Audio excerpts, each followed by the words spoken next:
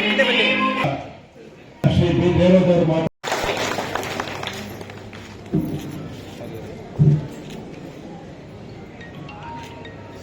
ನಮ್ಮ ಬೀದಿ ಬದಿ ವ್ಯಾಪಾರ ಶ್ರಮಾಭಿವೃದ್ಧಿ ಸಂಘದ ವತಿಯಿಂದ ಹಾಗೂ ಒಕ್ಕೂಟದ ವತಿಯಿಂದ ಧನ್ಯವಾದಗಳು. ತೆಗೀರಿ ಸರ್, ಕೆಳಗೆ ಬನ್ನಿ, ಮುಂದೆ ನೋಡಿ ನೋಡಿ.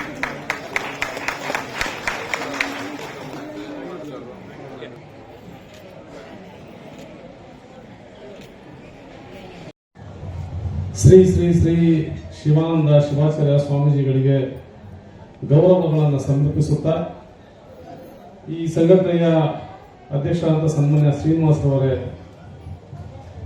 ಭದ್ರೇಗೌಡರೇ, ಕಾಂತರಾಜರವರೇ, ಬೆಟ್ಸ್ವಾಮಿರವರೇ, ವೇದಿಕೆ ಮೇಲೆ ಉಪಸ್ಥಿತಿರುವ ಎಲ್ಲ ಗಣ್ಯಾತಿ ಗಣ್ಯರೇ, ಮತ್ತೆ ವೇದಿಕೆಯ ಮುಂಭಾಗದಲ್ಲಿ ಆಸೀನರಾಗಿರುವ ಎಲ್ಲ 2 ನಿಮಿಷದಲ್ಲಿ ನಮ್ಮ ಸ್ವಾಮೀಜಿಗಳ ಆಶೀರ್ವಚನ ನೀಡಿದ ಮೇಲೆ ನಾವು ಮಾತಾಡೋದು ಅಷ್ಟೇ ಶಿಷ್ಟಾಚಾರಗಳನ್ನು ನಾನಾದ್ರೂ ಕೂಡ ಭಾವಿಸ್ತೇನೆ. ಆದ್ರೂ ಈಗ ಮಾತಾಡೋ ಕೇಳಿಗಳು ಎಲ್ಲಾ ವಿಷಯಗಳ ಮೇಲೂ ಕೂಡ ಬೆಳಕನ್ನ ಚೆಲ್ಲಿದ್ದಾರೆ. ತಮ್ಮ ಮಕ್ಕಳ ಭವಿಷ್ಯದ ಬಗ್ಗೆ, ಶಿಕ್ಷಣದ ಬಗ್ಗೆ, ಸರ್ಕಾರದ ಸವಲತ್ತುಗಳನ್ನ ತೆಗೆದುಕೊಳ್ಳುವ ಬಗ್ಗೆ, ನಮ್ಮ ಸ್ವಾಭಿಮಾನದ ಬಗ್ಗೆ, ಮತ್ತೆ ನಾವೆಲ್ಲರೂ ಕೂಡ ಸ್ವಾವಲಂಬಿಗಳಾಗಬೇಕು, ನಾವು ಶ್ರಮಜೀವಿಗಳು, ನಮ್ಮ ಮಕ್ಕಳನ್ನ ಅವರು ಸ್ಲೋಗನ್ ಕೊಟ್ಟಿದ್ದಾರೆ ಸ್ವಾಮೀಜಿಗಳು, ಏನಂದ್ರೆ ಮಕ್ಕಳಿಗಾಗಿ ಆಸ್ತಿ ಮಾಡಬೇಡಿ, ಮಕ್ಕಳನ್ನೇ ಆಸ್ತಿಯನ್ನಾಗಿ ಮಾಡಿ ಅಂತ. ಆ ಸ್ಲೋಗನ್ ನಾವು ನಮ್ಮ ಜೀವನದಲ್ಲಿ ಅಳವಡಿಸ್ಕೋಬೇಕು. ನಮ್ಮ ಮಕ್ಕಳಿಗೆ ಒಳ್ಳೆಯ ಶಿಕ್ಷಣ ಕೊಡೋಣ.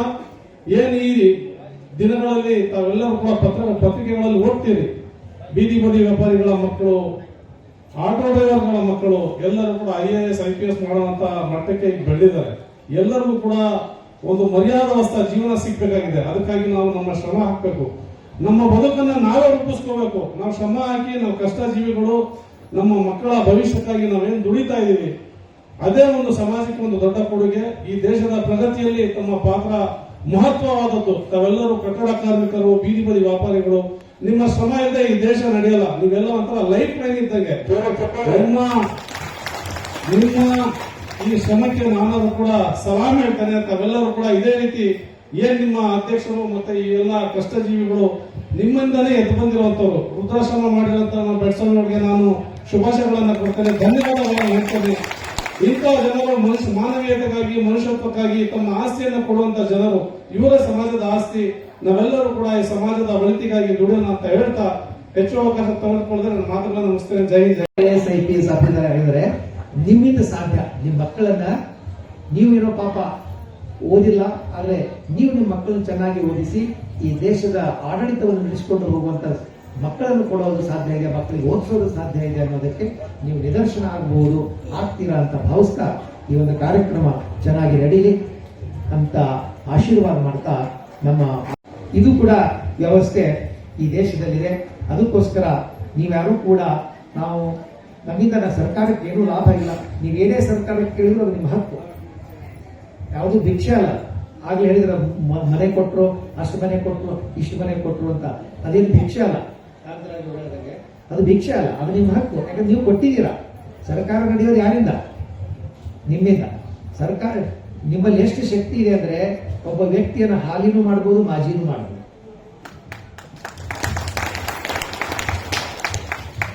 ಪ್ರತಿಯೊಬ್ಬ ದೇಶದ ಪ್ರಜೆಗಳ ಕೈಲಿ ಒಂದು ಅಸ್ತ್ರ ಇದೆ, ಮತಾಸ್ತ್ರ.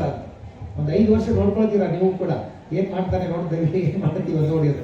ಅವ್ನು ಸರಿಯಾಗಿ ನಿಮಗೆ ಸ್ಪಂದಿಸಿದ್ರೆ ಮತ್ತೊಮ್ಮೆ ಹಾಲಿ ಮಾಡ್ತೀರಾ, ಇಲ್ಲದ್ರೆ ಮಾಜಿ ಮಾಡಿ ಮನೆಯಲ್ಲೇ ಕೂಡಿ. ಅಂತ ಒಂದು ಅದ್ಭುತವಾದ ಶಕ್ತಿ ಪ್ರಜಾಪ್ರಭುತ್ವ ನಮ್ಗೆ ಕೊಟ್ಟಿದೆ. ಅದ್ರ ಜೊತೆಗೆ ಕಾನೂನು, ಸಂವಿಧಾನ. ನಮ್ಮ ಸಂವಿಧಾನ ಅದು ದೇವರಿದ್ದ ಹಾಗೆ. ಆಗಲೇ ಮೇಡಮ್ ಅವರು ಕೂಡ ಹೇಳಿದ್ರು, ಎಲ್ಲಾ ಧರ್ಮ ಗ್ರಂಥಗಳಿಗಿಂತಲೂ ಅದ್ಭುತವಾದ ಧರ್ಮ ಗ್ರಂಥ ಅಂದ್ರೆ ಸಂವಿಧಾನ. ಆ ಸಂವಿಧಾನ ನಮಗೆ, ಯಾಕಂದ್ರೆ ಸಂವಿಧಾನವನ್ನ ರೂಪಿಸಿ ನಮಗೆ ಕೊಟ್ಟವರು ಕೂಡ ನೊಂದವರು, ಸಾಮಾಜಿಕವಾಗಿ, ಆರ್ಥಿಕವಾಗಿ, ಶೈಕ್ಷಣಿಕವಾಗಿ ನೊಂದು ತಮ್ಮ ಸ್ವಂತ ಶಕ್ತಿಯಿಂದ ಮೇಲೆ ಬೆಳೆದು ಬಂದಂತ ಮಹಾನುಭಾವರು ಸಂವಿಧಾನವನ್ನು ಬರೆದಿದ್ದರಿಂದ, ಸಂವಿಧಾನವನ್ನು ಕೊಟ್ಟಿದ್ದರಿಂದ ಒಬ್ಬ ಕಟ್ಟ ಕಡೆಯ ಮನುಷ್ಯನ ನೋವು ಅವರಿಗೆ ಗೊತ್ತಿತ್ತು, ಆ ಕಷ್ಟ ಗೊತ್ತಿತ್ತು.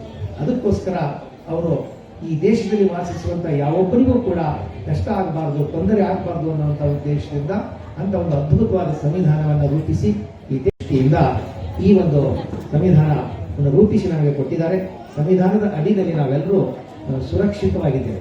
ಹಾಗೆ ಕೃಷ್ಣನ ಕೈಯಲ್ಲಿ ಸುದರ್ಶನ ಚಕ್ರ ಇದ್ರೆ ಎಲ್ಲರೂ ಸುರಕ್ಷಿತ ಅಂತ, ಹಾಗೆ ನಮ್ಮ ಕೈನಲ್ಲಿ ಸಂವಿಧಾನ ಅನ್ನುವಂಥ ಒಂದು ಸುದರ್ಶನ ಚಕ್ರ ಇದೆ. ಸೊ ಅದರಿಂದಾಗಿ ನಾವೆಲ್ಲರೂ ಸುರಕ್ಷಿತವಾಗಿದ್ದೀವಿ ಅಂತ ತಿಳಿಸ್ತಾ ಕೊನೆಯದಾಗಿ ಒಂದು ಮಾತನ್ನು ನಾವು ಹೇಳಲಿಕ್ಕೆ ಇಷ್ಟಪಡ್ತೇವೆ.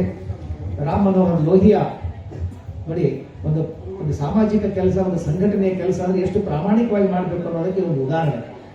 ರಾಮ್ ಮನೋಹರ್ ಲೋಹಿಯಾ ಸೋಷಿಯಾಲಿಸ್ಟ್, ಅವರು ಸಮಾಜವಾದಿ. ಅವರು ಸಮಾಜವಾದ ಪಕ್ಷವನ್ನು ಕಟ್ತಾ ಇರುವಾಗ ದೇಶದ ತುಂಬ ಅಡ್ಡಾಡ್ತಾ ಇರ್ತಾರೆ, ಅಲ್ಲಲ್ಲಿ ಹೋಗಿ ಭಾಷಣಗಳನ್ನು ಮಾಡ್ತಾ ಇರ್ತಾರೆ.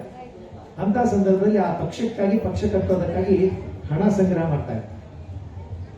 ಸೊ ಅದನ್ನೆಲ್ಲರೂ ಕೂಡ ಜನ ಸೇರಿದಂತ ಜನ, ಕಾರ್ಮಿಕ ಪರವಾದಂತಹ, ಜನಪರವಾದಂತಹ ಒಂದು ಪಕ್ಷ ಉಟ್ಕೊಳ್ತಾ ಇದೆ ಅಂತ ಎಲ್ಲರೂ ಕೂಡ ಅದರಲ್ಲಿ ತಮ್ಮ ವಂತಿಗೆಯನ್ನು ಕೊಡ್ತಿರ್ತಾರೆ.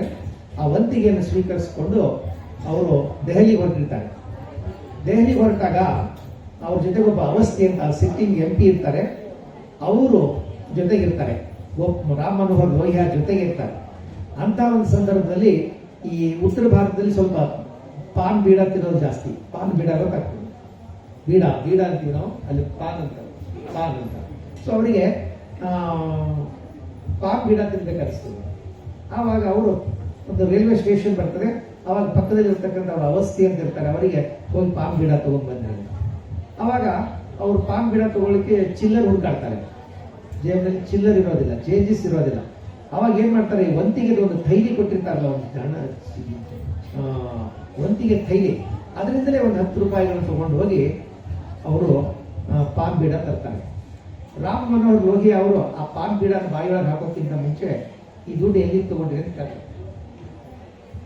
ಅವಾಗ ಆ ವಂತಿಗೆ ಇತ್ತಲ್ಲ, ಸಾರ್ವಜನಿಕರ ಹಣ, ಅದರೊಳಗಿಂದ 10 ರೂಪಾಯಿ ತೆಗೆದುಕೊಂಡಿನಿ ಅಂತ ಅವ್ರ ಅವಸ್ಥೆಯವ್ರು ಹೇಳ್ತಾರೆ. ಆವಾಗ ಆ ಪಾನ್ ಬೀಡನ್ನ ರಾಮ್ ಮನೋಹರ್ ಲೋಹಿಯಾ ತಿನ್ನೋದಿಲ್ಲ. ಅವ್ರೇನ್ ಮಾಡ್ತಾರೆ, ತಮ್ಮ ಜೇಬಿನಿಂದ 10 ರೂಪಾಯಿಗಳನ್ನು ತೆಗೆದು ಆ ಒಂದು ಸಾರ್ವಜನಿಕರ ಹಣದಲ್ಲಿ ಸೇರಿಸಿ ಆದ್ಮೇಲೆ ಪಾನ್ ಬೀಡ ತಿನ್ನಿ. ಹಣ ನಾವು ನಮ್ಮ ವೈಯಕ್ತಿಕಕ್ಕಾಗಿ ಉಪಯೋಗ ಮಾಡ್ಕೋಬಾರದು, ಸಾರ್ವಜನಿಕ ಆಸ್ತಿಯನ್ನ ನಮ್ಮ ವೈಯಕ್ತಿಕ ಆಸ್ತಿಯನ್ನಾಗಿ ಬಳಸಿಕೊಳ್ಬಾರ್ದು ಅನ್ನುವಂಥ ಒಂದು ಬಹುದೊಡ್ಡ ಸಂದೇಹವನ್ನ ಸಮಾಜವಾದದ ಅಧಿಕಾರದಂತ ರಾಮ್ ಮನೋಹರ್ ಲೋಹಿಯಾ ಅವರು ಕೊಡ್ತಾರೆ. ಹಾಗೆ ಒಂದು ಸಾಮಾಜಿಕದ, ಸಾರ್ವಜನಿಕರ ಕೆಲಸ ಮಾಡುವುದಂದ್ರೆ ತುಂಬಾ ಪ್ರಾಮಾಣಿಕವಾಗಿ, ಪಾರದರ್ಶಕವಾಗಿ ಮಾಡಬೇಕು ಅನ್ನೋದಕ್ಕೆ ಇದೊಂದು ಉದಾಹರಣೆ. ಆ ನಿಟ್ಟಿನಲ್ಲಿ ತಾವೆಲ್ಲರೂ ಕೂಡ ಇವತ್ತಿನ ದಿನ ದೊಡ್ಡ ಸಂಖ್ಯೆಯಲ್ಲಿ ಸೇರಿದ್ದೀರಾ. ಹೆಣ್ಮಕ್ಳು, ಗಂಡ್ಮಕ್ಳು ಎಲ್ಲರೂ ಕೂಡ ದೊಡ್ಡ ಸಂಖ್ಯೆಯಲ್ಲಿ ಸೇರಿದ್ದೀರಾ.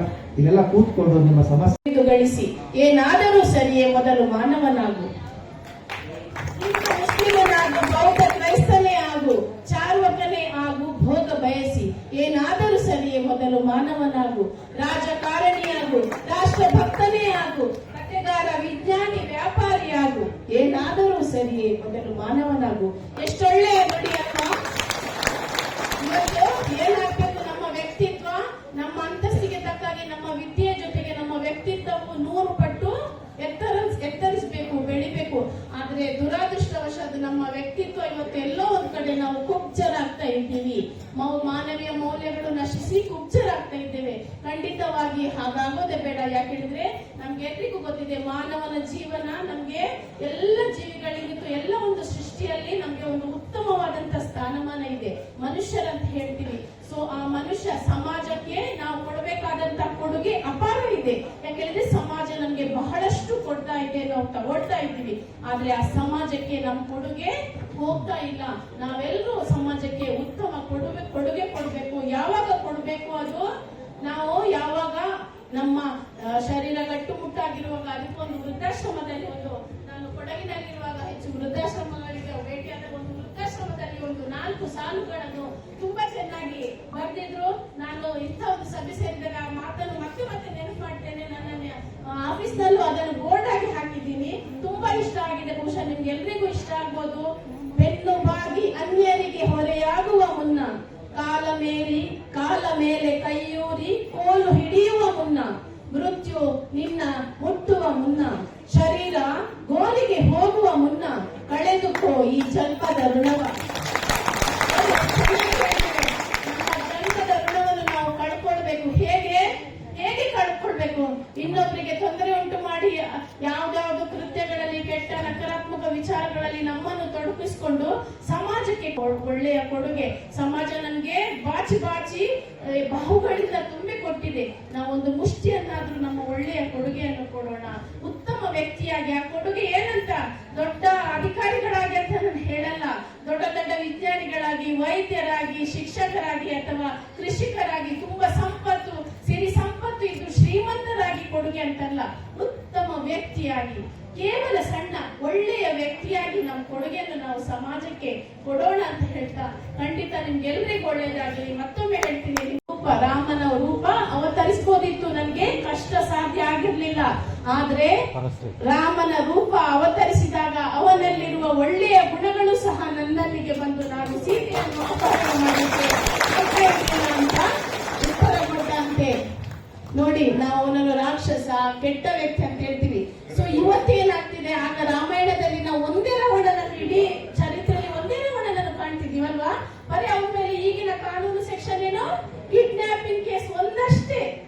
ಈಗ ಏನಿದೆ, ಕಿಡ್ನಾಪಿಂಗ್ ಜೊತೆಗೆ ಸೆಕ್ಷುವಲ್ ಅಬ್ಯೂಸ್, ಮರ್ಡರ್, ಏನೇನು IPC ಸೆಕ್ಷನ್ ಇದೆ ಅದೆಲ್ಲ ಹಾಕ್ಬೋದು. ಅಂತ ರಾವಣರು ನಮ್ ಜೊತೆ ಇದೆ. ಯಾಕೆ ಇವತ್ತು ಮನುಷ್ಯತ್ವ ನಶಿಸಿ ಸೇನೆಗಳ ಸಂಖ್ಯೆ ಹೆಚ್ಚಳ, ಇದೆಲ್ಲ ಅಭಿವೃದ್ಧಿಯ ಸಂಕೇತನ?